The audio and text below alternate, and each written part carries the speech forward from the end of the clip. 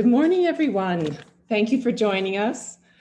This is the second session of Evolution of the Arts in a Digital World Symposium. I'm Allison Kenny-Gardhouse, Vice President of Music and Engagement at the Francis Winspear Center for Music and the Edmonton Symphony Orchestra. It's lovely to see so many participants here on the line, and I've been watching the poll as we've been waiting, and of course seeing a strong representation from music. And we're very well, I think, represented across all of the arts disciplines, and also welcoming some of our museum and gallery friends.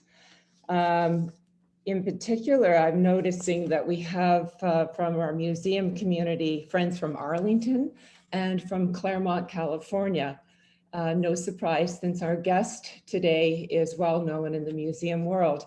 Noticing as well from the family of orchestras, we have representation from coast to coast with the Vancouver Island Symphony Orchestra joining us, and our friends from Symphony Nova Scotia. So well musicians.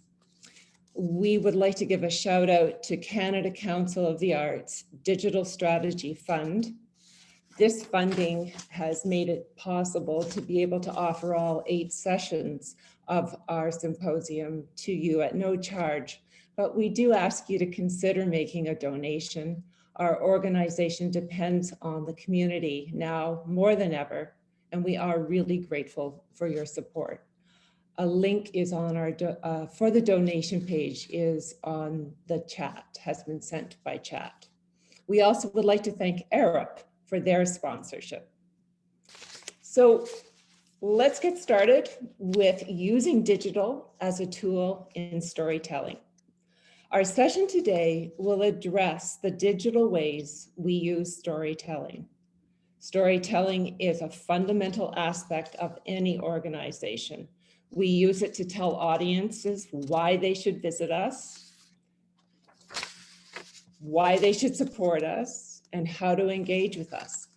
Storytelling provokes participation, joy, and action. So how do we use technology, a tool that's devoid of emotion, to stimulate these reactions in people? Our guest today is going to help us tackle this subject. Gretchen Coss is a leader in design and development for large-scale, mixed-use projects around the world. She is a passionate educator, an active industry leader. I would now like to welcome to the screen our presenter, Gretchen Coss, Senior Vice President of Strategic Partnerships with Gallagher Associates. Thank you very much. Thanks, Allison. I'm so pleased to be a part of the symposium, and I really look forward to sharing my thoughts this morning on the use of digital as a storytelling tool. Part of harnessing the power of technology and digital media lies in understanding the possibilities. So today we'll be discussing that realm of possibilities and the uses of digital technology in service of the story. What does the word digital mean? And I'd like to expand our thinking about that word digital. Many, many times people consider the word digital to mean a screen on a wall, to mean a kiosk that individuals walk up to. We're going to be talking about many, many other ways that we can approach the subject of digital storytelling. The outline of the talk today is going to be handled as if you were a client of mine. We'll be looking at an introduction of introducing you to Gallagher Associates, looking at storytelling fundamentals, bringing the story to life by looking at the audience, physical and digital balance, creating the digital ecosystem, and a summary and conclusion about our role and impact in this realm. First, I'd like to do a quick introduction of Gallagher Associates, just to give you context of who we are and what we do. We're an internationally recognized visitor experience planning and design studio with offices in Washington, D.C., New York, Portland, and Singapore. We take an integrated approach to our projects, meaning that we focus on both the physical and digital worlds, integrating interpretive design, architecture, and media to create immersive experiences built on a solid foundation of financial and operational sustainability. In other words, we focus on the design and the business aspects simultaneously so that we're able to merge those two worlds. We have offices, as you can see, spread on the map, both in North America and in Singapore. And we are lucky enough to have worked in over 18 countries and 30 states across North America. We have a design philosophy that's quite simple to us.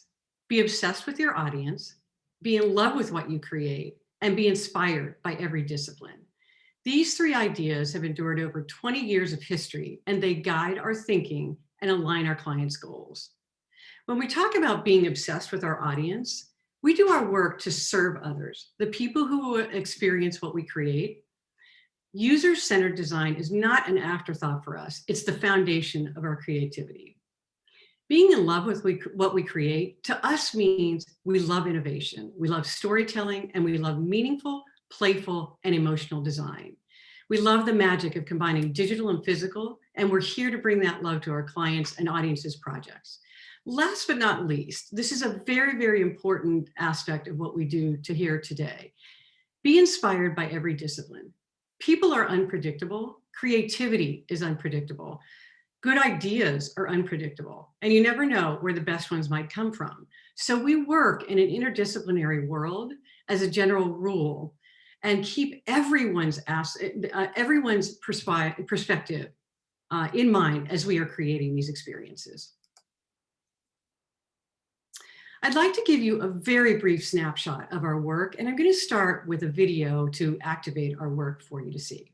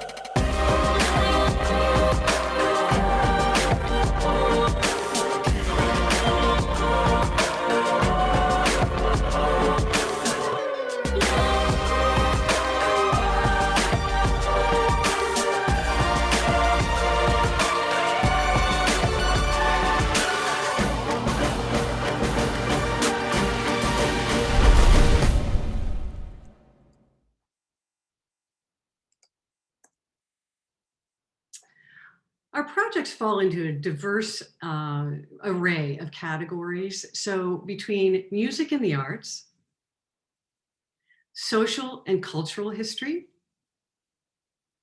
sports and attractions, natural history, and corporate experiences. The one thread that is consistent through all of these types of projects is that storytelling is at the heart of everything that we do. No matter what type of institution you are, as Allison said, storytelling is a fundamental aspect of any organization. So what I'd like to ask you today, no matter where you come from and what we're looking at on the poll, I'd like you to sort of set that aside and look at the idea of storytelling as a continual subject matter and the ways that we tell our stories being deeply entrenched within the mediums that we choose to tell those stories within. And that intentional connection of your outward messaging as to how that is manifested to your audience. Stories have the power to emotionalize information, bringing the story to life with color and depth, allowing visitors to connect with the message in a deeper, more meaningful way, a way that will make you talkably different. When we look at those words that Allison mentioned at the beginning of our presentation, participation, joy, and action, how do we use technology? This really is a tool that it basically is devoid of emotion. So how do we stimulate those reactions in people? It starts with the audience. Everything we do is in response to the audience. Who are we speaking to, and what are their interests? What are their triggers? What are their needs? As this image says, if you look closely at your screen, right behind the word audience, it says, give the people what they want. So let's talk about audiences. We're going to explore some questions through the lens of several projects to give you an idea of how we work. I'd like you to think about your institution as you read each question. Are there barriers to participation? Performing arts and cultural institutions can feel intimidating. I've extracted a page from a study called Culture Track, which is a study done by LaPlaca Cohen every 3 years. If you're not familiar with this study, I would strongly suggest that you go on the web and download the recent copy of this study. The 5 reasons that you see to the right were actually amalgamated from the survey that was taken from Culture Track. And if you look at the #1 reason for people not coming to cultural institutions, it's not for someone like me. Reasons 2 through 5 are reflective, again, of the reasons that these individuals are less likely to make a visit to your institution. We're going to focus first on it's not for someone like me. Before we can speak effectively to the audience, we have to identify who they are and what they want. I'd like to show you a few examples of speaking effectively to the audience. The first project is the Mississippi Arts and Entertainment Experience. The MAX's main goal is for local audiences to revisit their state's history, cultural heritage, and homegrown talents. Those include Elvis Presley, B.B. King, Oprah Winfrey, Richard Wright, Jim Henson, James Earl Jones, and many, many more. To create an experience that inspires future generations of authors, artists, and musicians, content explores the question, where does inspiration come from? I'd like to just make a side note that the MAX is in Meridian, Mississippi. The closest major city is Jackson at 93 miles away. New Orleans is over 200 miles away. As we look at reaching the audience and the school groups, I'd like you to take a look at the bottom right corner of this image. The quote that you see to the left-hand side was sent to us along with a statement I'd like to read to you about their students' visit to the museum. Starting with, it's amazing how a day can potentially change a life. What an opportunity we've been given. A few firsts. The first time to downtown Meridian. The first time to a museum for the vast majority of the group. The first time to see interactives. They were amazed that they could touch and asked reluctantly to participate out of fear they would get in trouble. The first time to see artists with similar backgrounds find success. And the first time to have the opportunity to believe they could be successful. They were truly engaged and excited.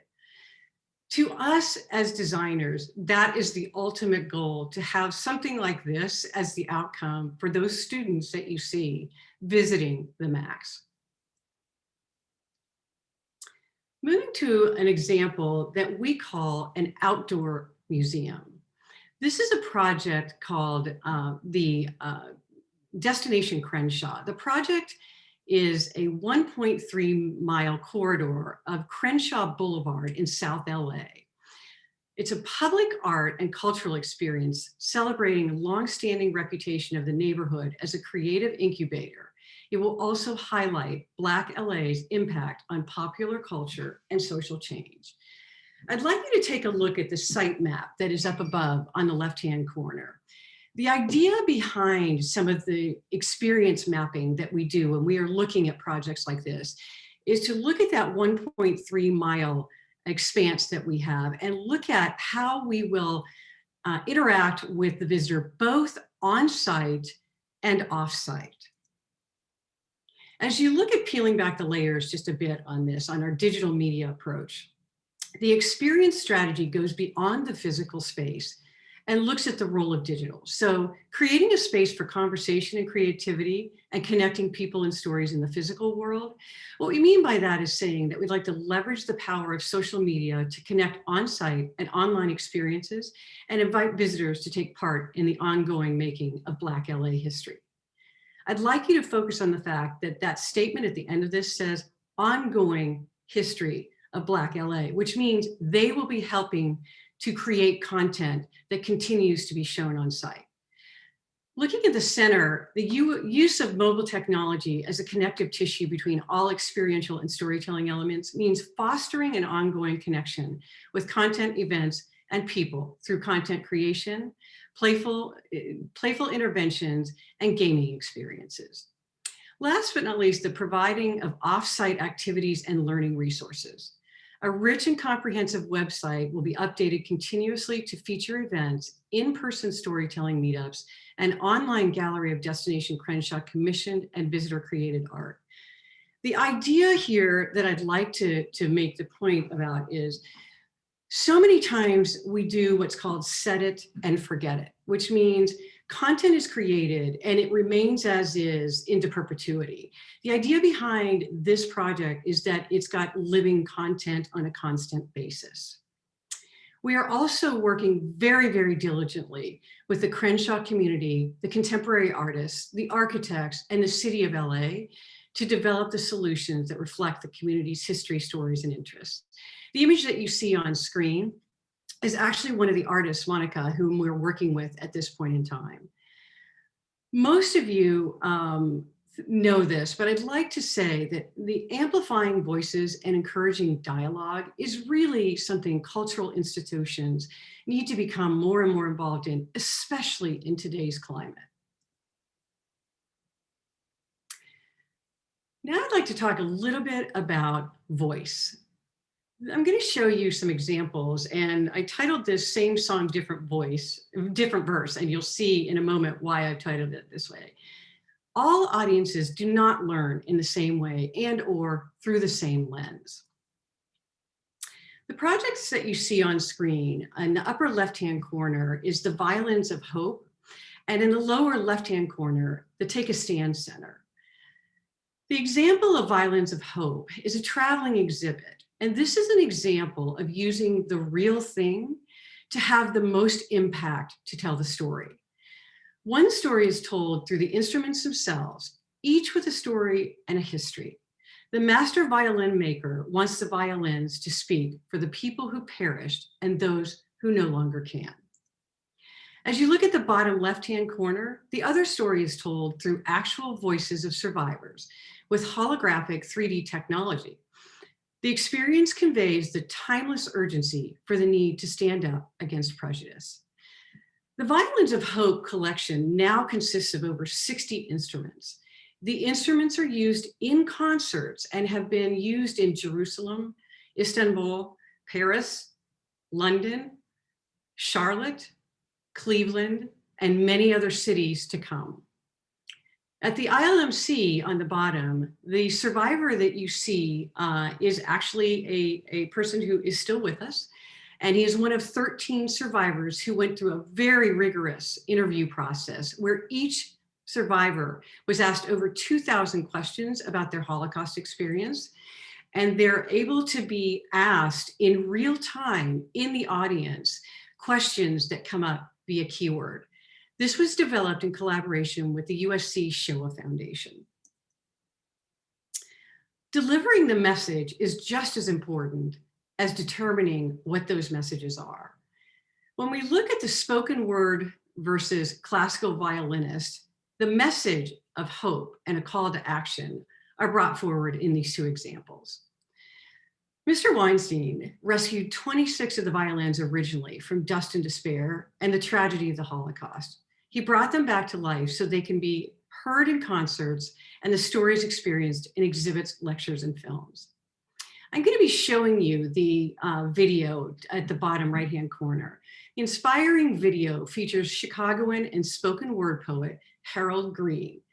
He's featured in the Take a Stand Center, what we're calling a breakthrough exhibition that leads visitors from knowledge to inspiration to action.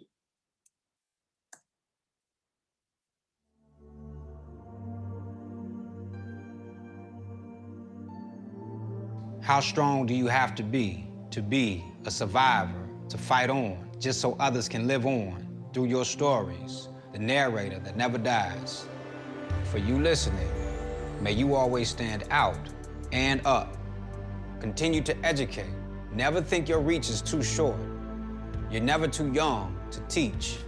Create safe communities, turn clay into pots of gold, build and rebuild, create and recreate. Fight for equality, even when the playing field isn't even. May your individual fights become collective victories. Use your voice, use your art.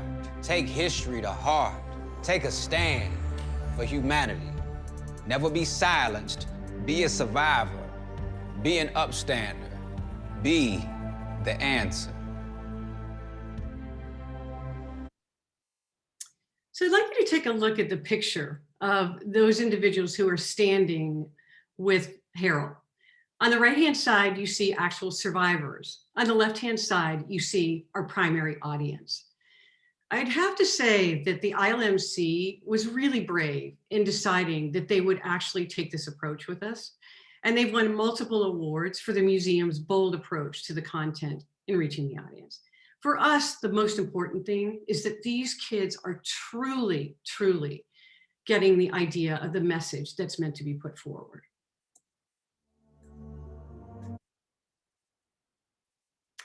Now I'd like to cover context. As we look at experiences, in some cases, there is a need to reframe the dialogue. To bring home the importance of a pivotal moment in history to a younger audience, I'm going to show you a project that proves that sometimes a little context is all it takes. This is an image of the Bethel Woods Center for the Arts. It is in Bethel, New York, and it represents Woodstock, which is known as one of the most pivotal moments in music history, with performances from icons such as Jimi Hendrix, Janis Joplin, The Who, The Grateful Dead, and many, many more artists. When we first began our work on this project, we felt that those iconic experiences would be the most important thing to show with this exhibit. Well, what we found out when we tested with the younger audience, who knew nothing about the importance of the 1960s at the time that this event went on as a peaceful protest, we found that we needed to reinvent and reframe and redefine the experience and literally drop the audience into the 1960s so that the context of those performances would then come home. So the immersive multimedia experiences take visitors on a journey through time with artifacts, films, music, and more, embodying the movements and ideals of a generation that remain relevant today. Peace, connection to the environment, civility, and kindness. If those words don't strike home today, I'm not sure when that would be. In context, the importance of those performances really hits home. I'd like to draw your attention to the bus, which is a real bus, and a recreation of the bus that Wavy Gravy was a part of when they drove to Woodstock. There is an actual film that is played on the inside of the windshield as visitors sit on hot pink leather seats inside the bus. To the left is a full height theater that surrounds visitors and goes through a time lapse of all of the 3 days of the Woodstock concert. So the idea is that the journey through the experience begins as the nuclear age wanes and the world stands at the brink of an incredible transformation. Our graphic designers had a ball working on this project and really, really looking at the vocabulary of the 1960s. And as someone who was born in 1960, I can certainly relate to this.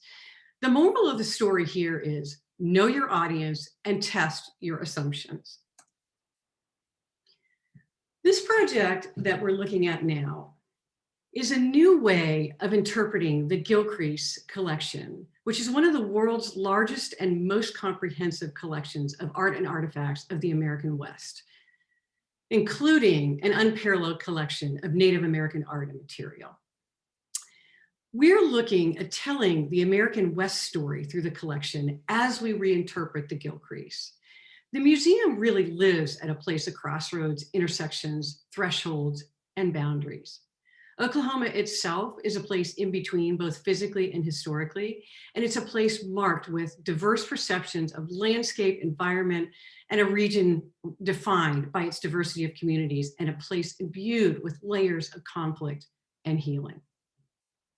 as we look at the way we are in the throes of actually designing this experience as we speak. And the revisioned experience for the Gilcrease will look through multiple lenses of interpretation to promote the understanding of the intersections between art, history, community, and place.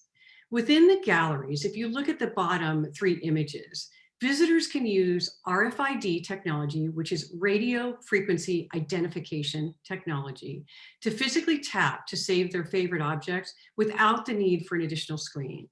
Those saved objects then can become personal entry points into the broader digital collections database. I will say that if you look at the rendering that we have here, the very, very important thing about the retelling of this story is that the collection will no longer be a series of static rooms where people will stand back and look at artifacts and pieces of art. They will actually be able to put context to the story of the American West through those artifacts. Next question I'd like to explore is, are you a new or existing institution? If you are existing, are you trying to shift perception? The 2 examples that I'm showing here, on the top left is the Folger Shakespeare Theater in Washington, D.C. And on the bottom left is the newly opened U.S. Olympic and Paralympic Museum in Colorado Springs. Shifting perception of both a historic theater and library and a city gateway. The Folger is currently undergoing an effort to break down very, very long-standing barriers and to embrace new approaches that are fun and welcoming. By devoting themselves to understanding visitors' needs, the FSL and Shakespeare can become the gateway to participation for new audiences. I'd like to make the point here before we go on to US Olympic Museum that just because you decide that you would like to change perception and reach a new audience does not mean it will follow. It means more than just creating new exhibits. It means more than building a new entry to the exhibit. It means more than creating a new website. All of these moves must be done in a very strategic, very intentional way to get the message and the shift to happen, as well as listening to that new audience that you would like to access so that those points are punctuated. As we look at the US Olympic and Paralympic Museum, it is a new museum that is integral to the new Southwest Downtown Urban Renewal District. It will establish Colorado Springs as Olympic City and create a stunning gateway to the city. The museum is part of a $250 million City for Champions tourism initiative, 4 projects designed to attract visitors and pump millions into the economy. I will tell you that at the onset of the US Olympic Museum, which did open in July, it is still open. The museum itself was projected to get 350,000 visitors a year. We have adjusted that projection for this coming year by 60 to 80%. So the idea is that we know that COVID will affect what is happening with our estimations. And we know that the generation of income, which was estimated at 28.3 million in new sales tax revenue over the next 30 years, is a part of this. I'd like to take a pause for a moment. I've given you a lot of information and see if there are any questions that we feel should not wait until the end of the presentation. So Allison, I'll reach out to you. Thanks, Gretchen. We do have one question. What are some of the steps you take to help organizations be positioned to be able to continue with living content so that we avoid the set it and forget it? Right. That's great. No, thank you. I think the most important thing when you looked at the digital strategy that we were outlining in the, and I'll be talking a little bit about this in just a bit. The most important thing is that the planning that you put forward from the very beginning of the project has to leave room for flexibility and a platform that has the ability for that digital content to be refreshed on a regular basis. There's also a way from the perspective of your static exhibits to leave room for some areas to go through change. But the thing to remember as you're looking at that is that budget has to be considered. In order to leave these platforms as living, breathing mechanisms to communicate, there must be someone who's in charge of it. It has to be continually refreshed. And the visitors have to see that it isn't just something that starts at the very onset of a project and then disconnects, and then you lose them from that perspective. So hopefully that's the short answer, and we can come back as well later to continue. That's great. Thank you, Gretchen. And I think we can move on. Great. So creating the digital ecosystem. I'm going to be talking about some things that are overarching premises, and then I'm going to be going into more tools for you.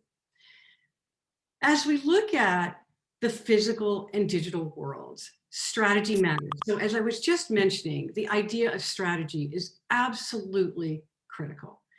The intersection between physical and digital worlds is not an accident. It's based upon a holistic strategy that supports the storytelling arc and key takeaways for the intended audience.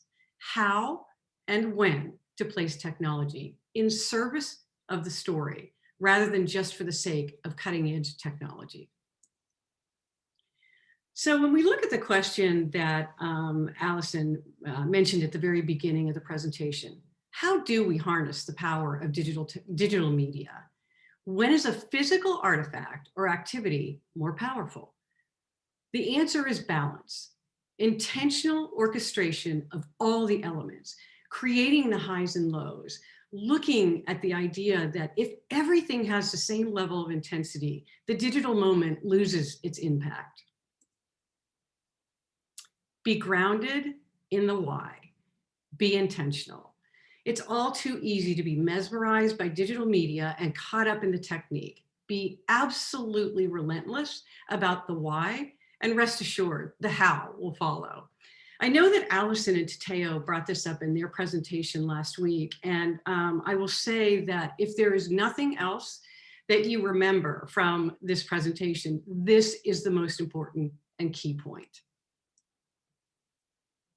I'm going to be taking you through just a quick list of some of the things that we talk about when we're setting up that strategy. Some fall under the innovative storytelling, others under the holistic approach, then to the technology platforms and measurable impact. As we look at the storytelling, you've seen that we started with the audience at the beginning of this presentation. So the content and the storytelling must be audience driven, which follows with the content, which is driven by the targeted audience. Looking at the ways that you can be emotionally engaging and surprising, not predictable.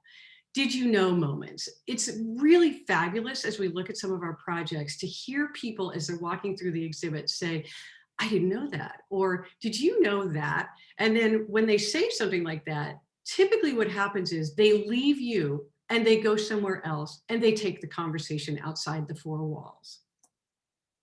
As we look at the holistic approach, creative alignment, two words that are so forgotten so often. This includes the architect.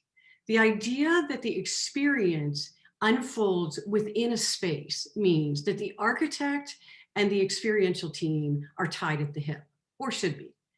Balance and intentional placement. The media complements rather than overshadowing, and the holistic seamless design goes across every single discipline. As we look at the technology platforms, just as a top line reminder, it's good to go through a systems analysis and a design engineering exercise to make sure that your existing systems will be commensurate with the new systems and usable by your team. Looking at the implementation and support, when we talked about that living content and not setting and forgetting, this is key. So as you implement as the client, where do you need support? How do we set up the systems, and how are they used by your team? Then looking at the appropriate media, the design and software specifically geared to your needs. And then last but not least, measurable impact, which we forget all too often. It must be grounded in your goals. And when we say the word measurable, I would like all of you, after we finish this presentation, to think about what this word means to you. Does it mean that you're opening dialogue and getting people to understand different cultures? Does it mean that you're inviting people into the world of music and orchestra? Does it mean that you're seeing the side of a different side of an art collection so that that meaning has more impact? We look at the idea of creating sensory activations and engaging the visitor's senses. It invites them to connect with an exhibit in unexpected ways, and thoughtful experience design can trigger powerful emotional responses. Even obstructing sightlines might arouse feelings of isolation or intimacy, while opening up an environment for communal gathering might provoke a sense of celebration or unity. So I think the idea to remember from just looking at these snapshots that you see on the pages, again, what is it that we would like the audience to feel as they encounter these exhibits? Do we want them to peek inside something to focus? Do we want to reveal something after showing content? Do we want to celebrate something? Or do we want to confine them so that they really, really think about the subject and move beyond that to the rest of the exhibit? So now's the time for the where. The intent. Is the intent to use the media as a visual draw and activation of an area mostly aesthetic?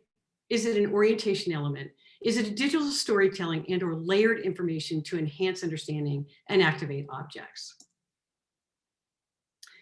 Again, you're going to see that word holistic view. The basic premise is to bring all those key disciplines together into the process from the very beginning, to take that holistic approach. It gets more and more difficult as you get farther and farther down the line to implement that holistic approach. The result is environments that are balanced, where technology, physical artifacts, lighting, physical design all work together in harmony to create inviting spaces and tell the stories. In some cases, what we'll find is that idea of sometimes people forget that sound, lighting, the ceiling height, the walls and how close they are, the fact that you have light spilling into the space or not, will affect the mood and the presentation of that subject matter in a very different way.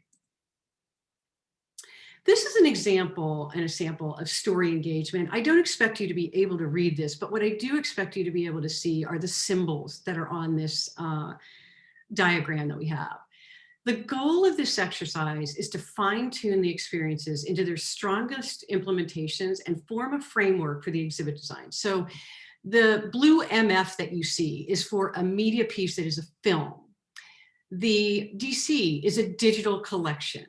The IM is an immersive media piece. So as you look at the way that we're mapping out this space, we're looking at orchestrating what I talked about earlier, which is the highs and lows, the interventions, the media moments in and among the artifacts and the other elements.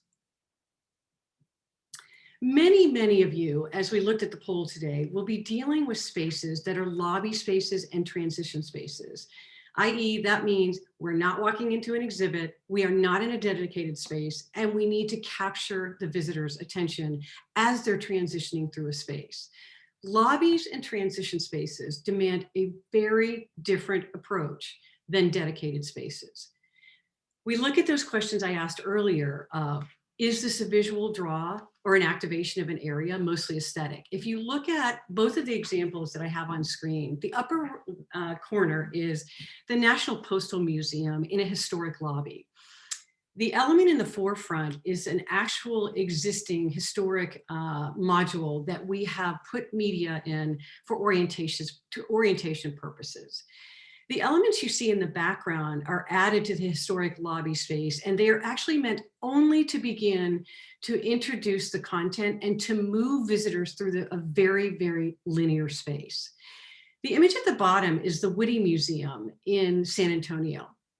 The artifact you will see in the forefront of this image is an actual artifact that's flying suspended from the ceiling. In the background is actually a digital projection on the ceiling of the lobby space that puts this artifact into its real element, bringing it to life in that space. So as we look at the key considerations that we want to go through. This is the last part of the presentation to really give you a framework for some things to consider at your institution. Use your choices wisely. Each experience design technique is a tool in a toolbox, and each has its job to do in storytelling. Let's look at participation first. The word participation can have so many iterations, from meeting musicians and playing your instruments together virtually, to experimenting with instruments in a studio setting, to seeing what it really means, what it feels like to run like an Olympian. That word participation has so many meanings. And I think the idea is touching something, picking something up, creating something, listening to something, seeing something, and emulating the activity all have different reasons for the learning objectives. The power of place is critical.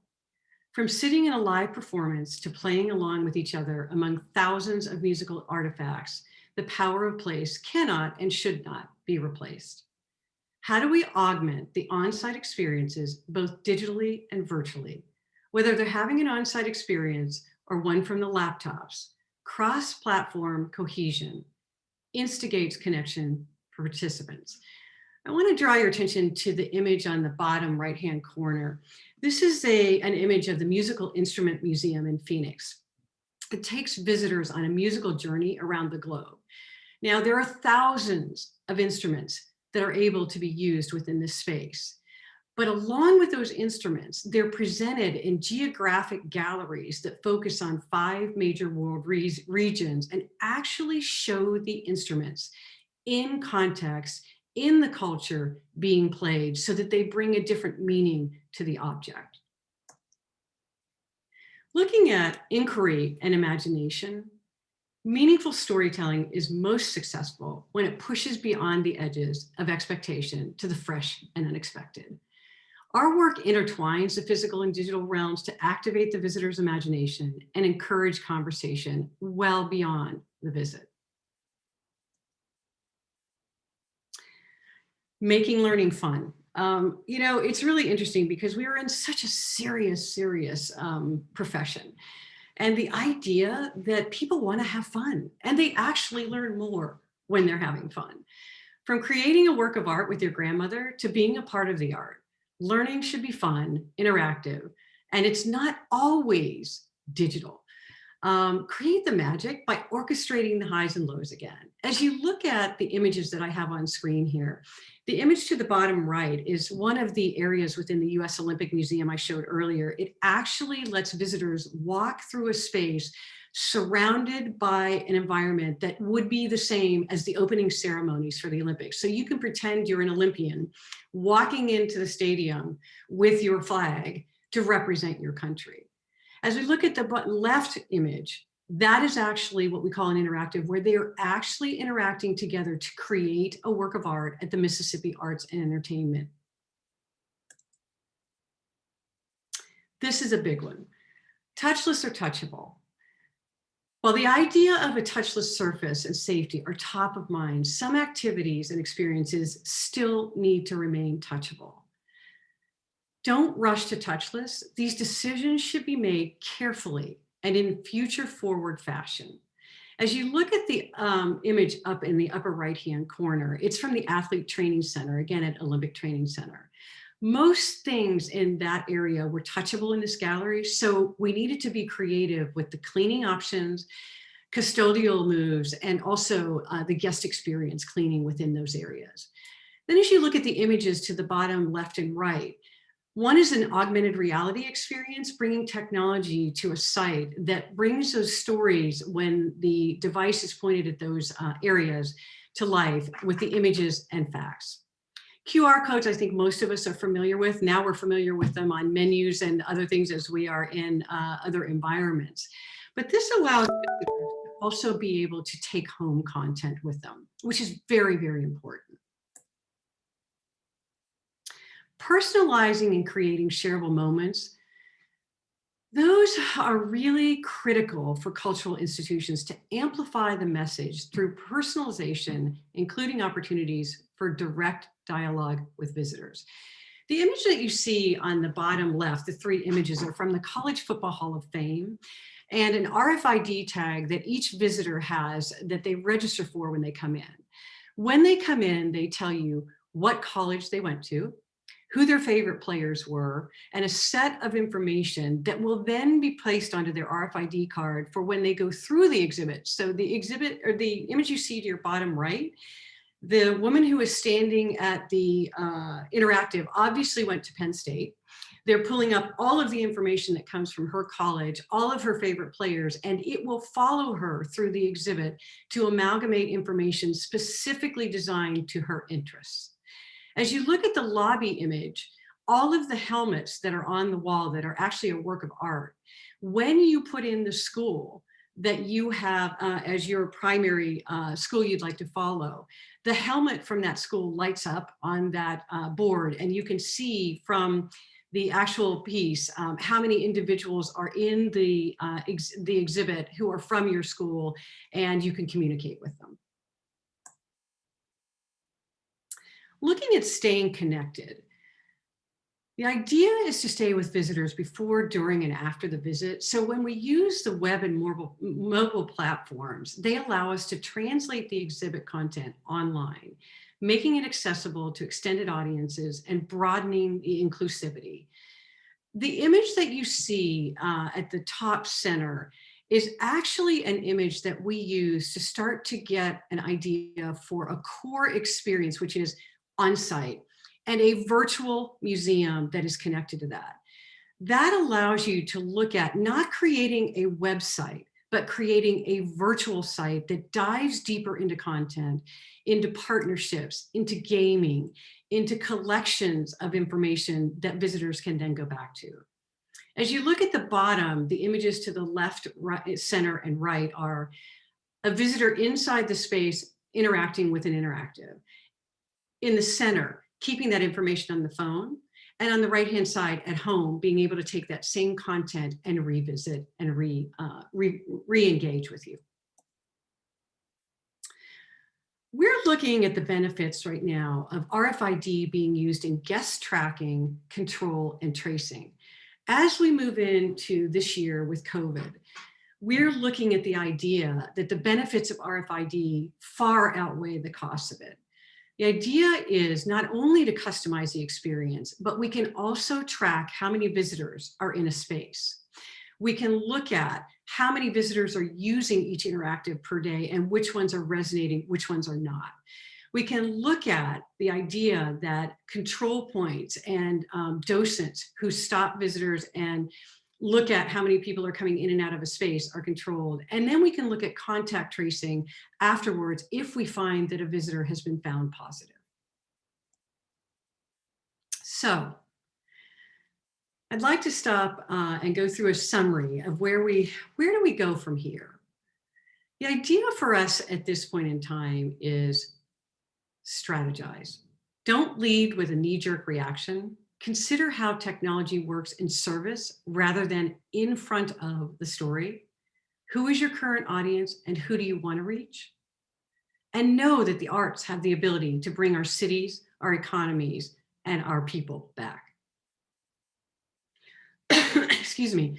Our role and our impact are so critical to this. And I'd like to leave you with the idea that it is our responsibility to look at our role and our impact in bringing back the people to our cities and our economies.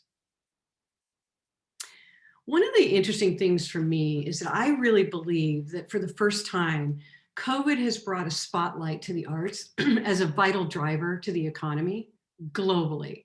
And if you look here, I've just pulled some statistics from Canadian art, but if you look at the idea of $58.9 billion of impact to Canada. This is from the latest Stats Canada, and it's more than the national impact from accommodation and food services. And it's also 8 times more than sports. And for Canada, that's saying a lot. I'd also like you to look at this as we see people returning to these cultural institutions. the idea that after now, this study was done on May 19th, 2020.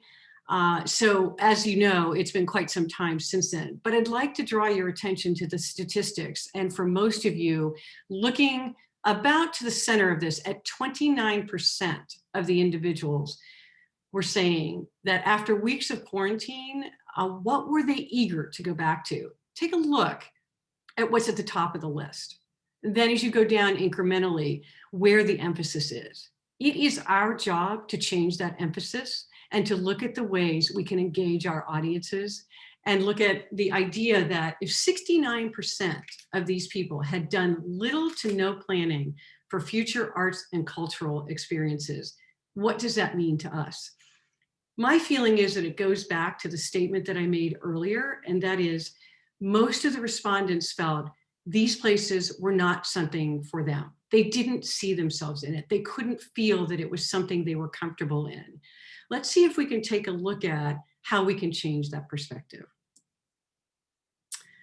So I'd like to leave you with a parting thought, and that thought is, how can your story impact the world around you, and what can you do to make a difference? Great. Thank you, Allison. We'll have time to go back to some of our other.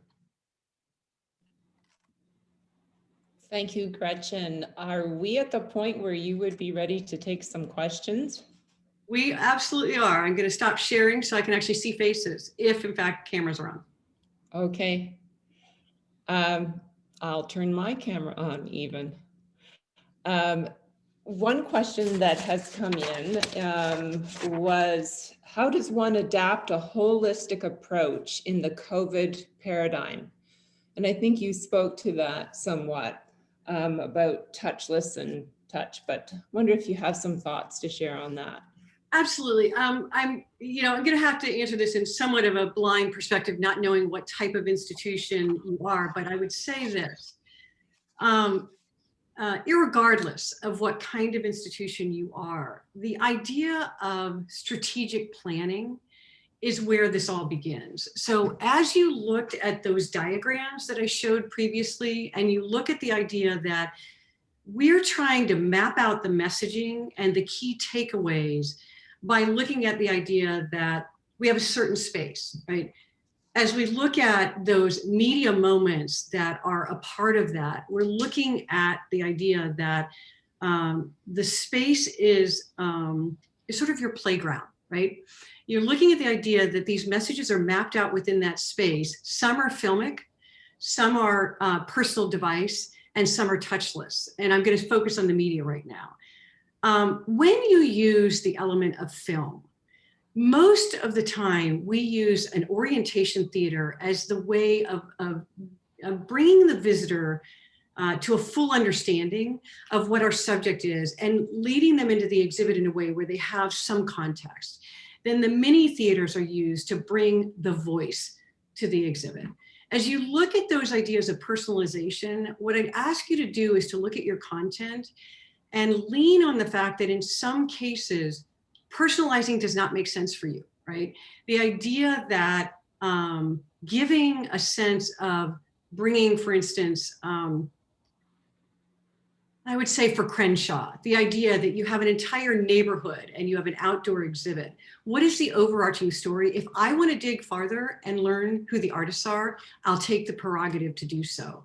But the idea is that there's a push and pull between the moments at which you're telling the story and not giving so many choices that it gets confusing and the content breaks down, and keeping control of the way you narrate that story.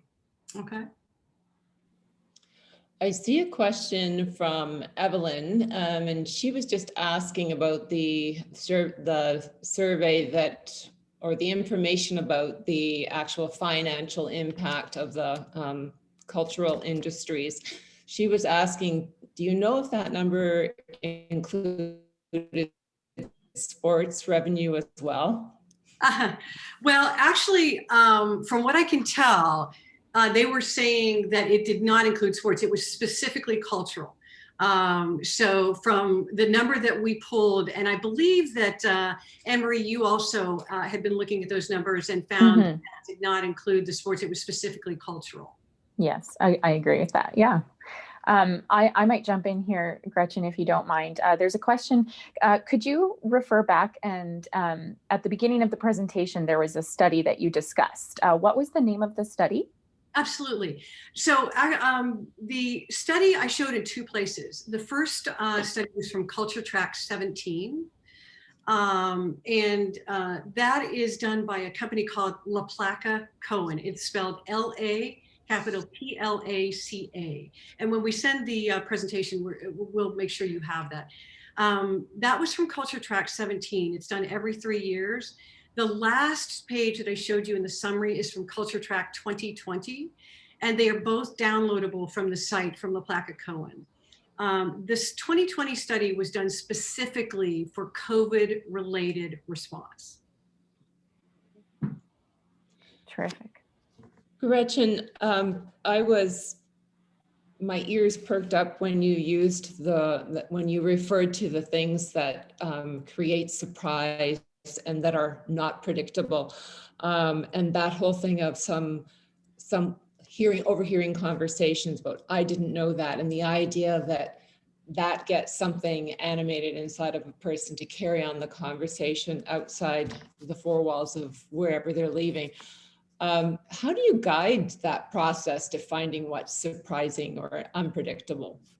I have to tell you, and for those of you who are clients and collaborative partners on this call, this really speaks to you. I'm going to go back to our examples that I showed for, first of all, for the Illinois Holocaust Museum and Education Center. I have to tell you, when we first brought up the idea of using a rap artist or word poet in a Holocaust museum, imagine being the client when that was brought up. You have to be brave enough to be willing to do things differently, right? Because the idea is that your consultants can only suggest so much if you're not willing to step out of the box, right? We're so trained to look at things in a scholarly fashion, and I am in no way denigrating the subject of the Holocaust by saying that we should do something in a way that seems engaging like that. But I am saying that if you looked at that image of the individuals who were standing next to the Holocaust survivors, you do not capture their attention by being so incredibly, devastatingly sad that they can't watch it, they can't take it in. But when that survivor sits on stage and actually talks to you, I mean, the impact and the rap art, I mean, it's a totally different installation from that standpoint. Now, when we go back to Bethel Woods and the idea of surprise, I mean, I would say, especially again today, look at what's happening today. When we look at peaceful protest versus not so peaceful on protest.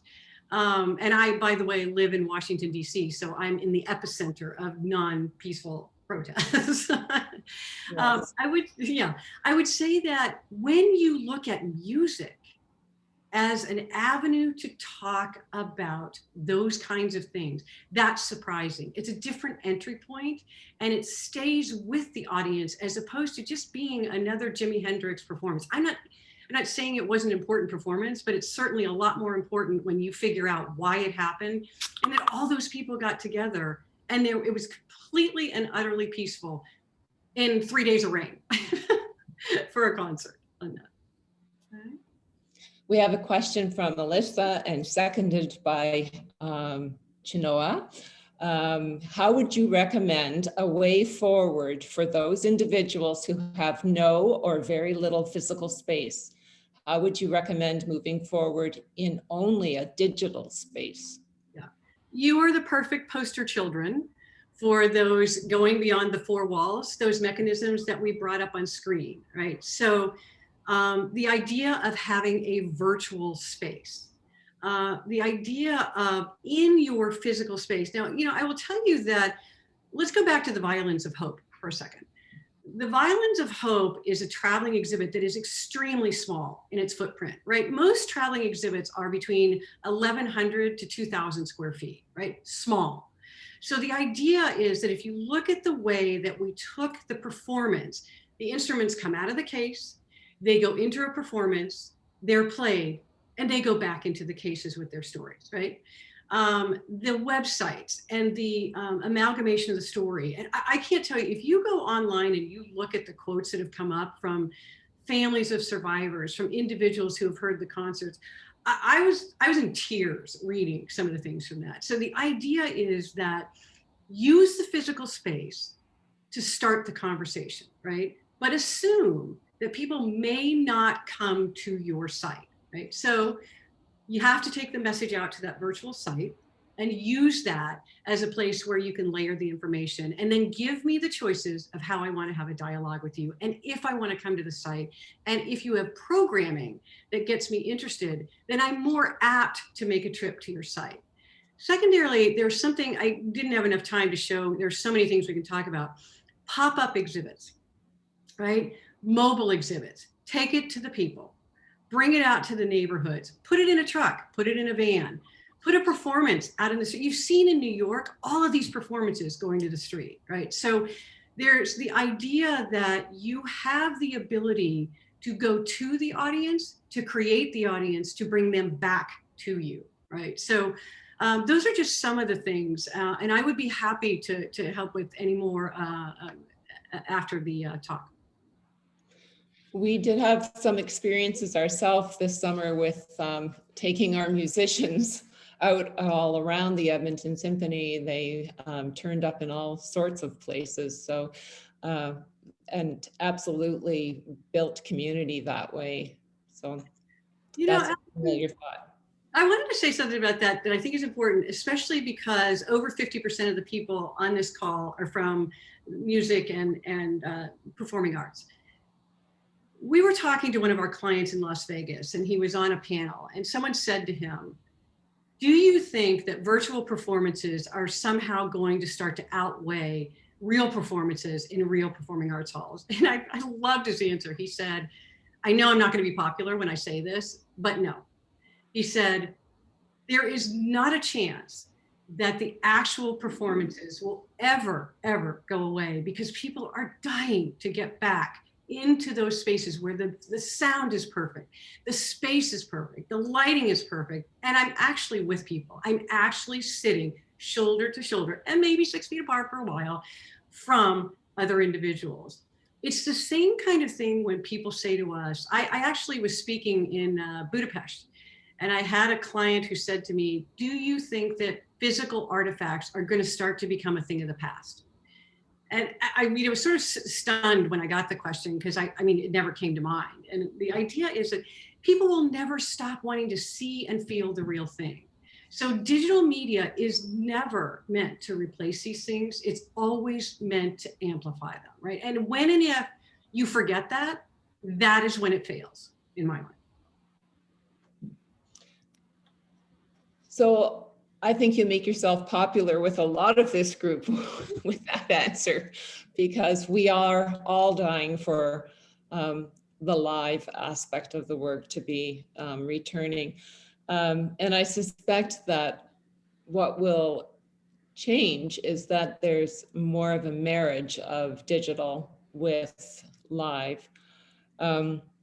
You talked a bit about our responsibility about bringing the audiences back to our downtowns, to our organizations. I know that Edmonton right now, like so many other cities, is really almost a ghost town. It's a sad feeling. Do you want to talk a little bit more about what we need to be doing to start to change that, and maybe what we're doing now in this period in between while we're waiting? That's the key, Allison. This is such a broad conversation, but here's the beginning of that conversation. I would say to those of you who were contemplating starting projects before COVID hit, right? Those of you who are city and county individuals who are controlling budgets, those of you who are looking at maybe things weren't working so well before COVID hit, there were things you needed to do. Should I pick up the ball again and start walking with it, right? Yes, is the answer on all three counts, right? Because the idea is that if you wait to strategize, it's too late. You're going to be next year before you can even begin to respond to what has to change. So when we look at the idea, even as you look at Washington, D.C. and some of the other countries, China, they're infusing money into the industry, Ford Foundation, you know, those individuals, the idea that the arts cannot wait. They have to come back, they have to come back strong, and they have to help to rebuild these cities. So when you sit on your hands and you wait to do the strategizing and the implementation, you can no longer get in the game quickly enough to make a difference. And in some cases, some of the institutions will not survive. Right?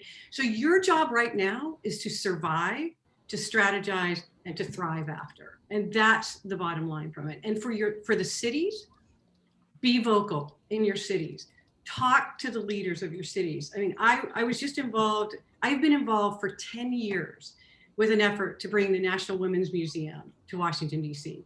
We finally, after 10 years, got it approved by the Congress this past month to have it happen. 10 years it took to look at the importance. Do not give up on putting these things forward, and make sure that when you do, stop thinking that cultural institutions and performing arts are accessible. They really need to open up to these more diverse audiences and look at what these people know and see and feel, and what makes them anxious, what makes them stay on performances from that perspective. Thank you. So to our participant audience, please send in any questions that you have. We're monitoring chat, and I know that this is a wonderful opportunity to, I hate the expression, pick Gretchen's brains, but kind of are.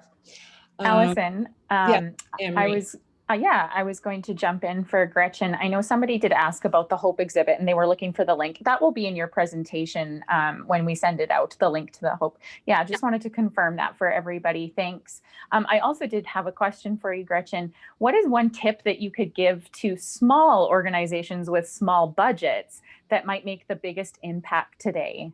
Yeah. I think it goes back to when we were talking in those slides about the idea that you have to make your choices wisely, right? The idea that just because you go to another facility and see a 20-foot long, 8-foot tall media wall that is mesmerizing, it does not mean that spending $2 million in your facility because you have a vacant wall is the right thing to do, right? So the idea as a small institution is to look at how you can take those examples we talked about that bring your voice beyond the four walls of your space, right? Programming. We always forget about programming. Making sure that you are using your facility as a place and a space for people to learn in different ways. So when I showed you those examples of interactivity, not just being about something that you press, something that you watch, something that is media driven, the idea of things being driven by a physical activity or playing an instrument or becoming a part of a band because you can pick up a kazoo and someone else can pick up a drum and you can play together. It doesn't have to be good, but you can play together.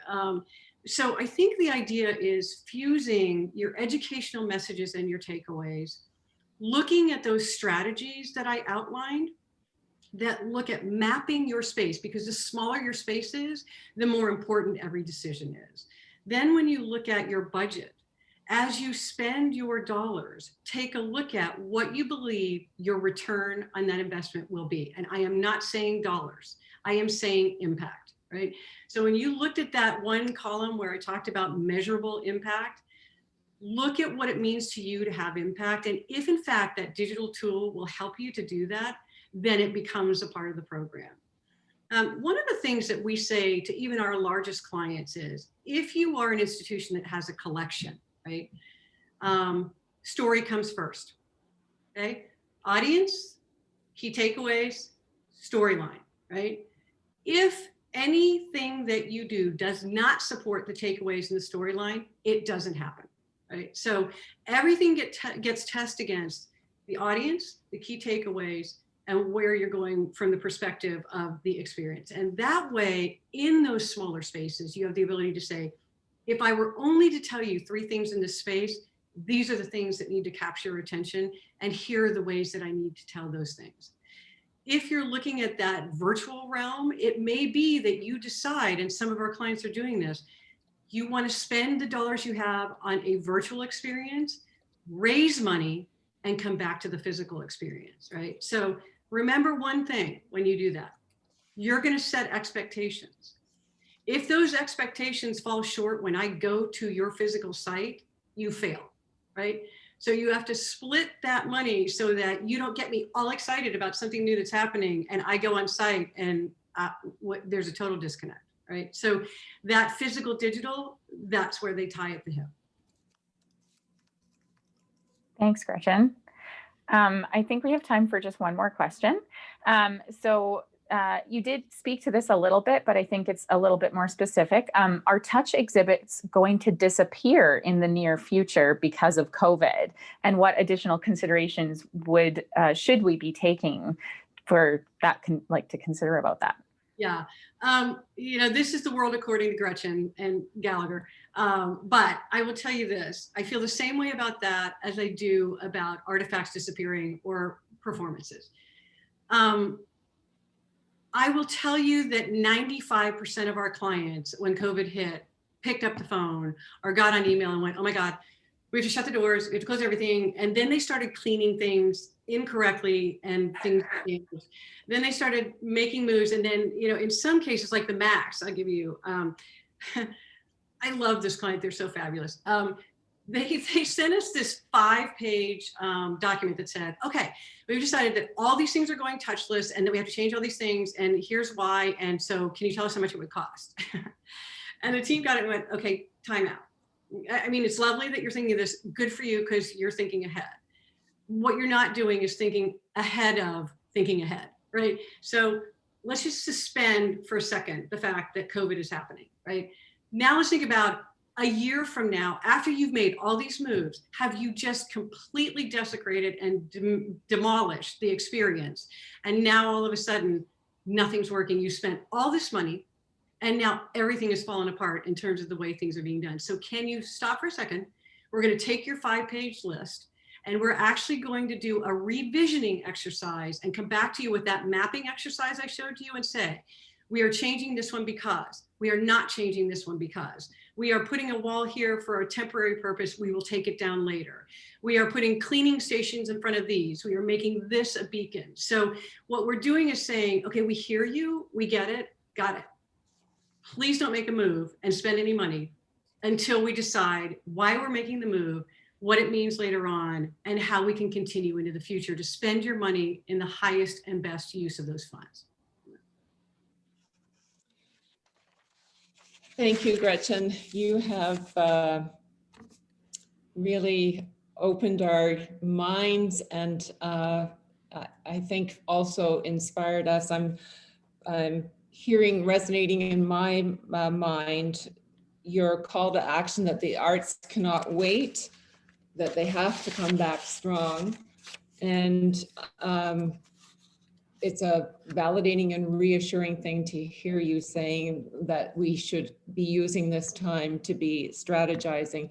And Gretchen, you used the words survive, strategize, and thrive. So to our audience today, I know that these are difficult times, and I invite you to hold Gretchen's words as that charge, that rallying cry, not to give up, to persist and carry on. Gretchen, thank you for your time with us today. It has been invaluable.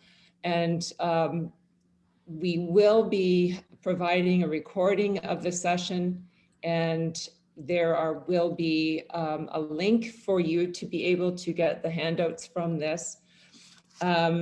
I invite everyone to join us next Wednesday on January 20th, 2021, starting at 10 a.m.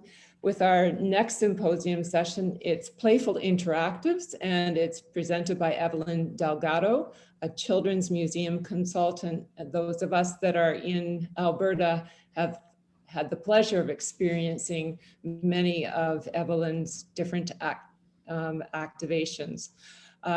As a reminder, that session will be free, and we do ask again that you might consider a donation. A link to the registration page and our donation page have both been placed in the chat for you to easily access.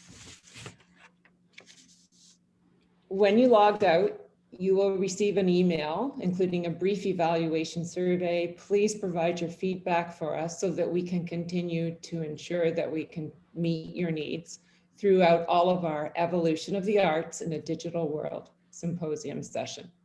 Thank you again, Gretchen, and thank you all for joining us today. Stay safe, and we look forward to welcoming you next week. Thank you, everyone.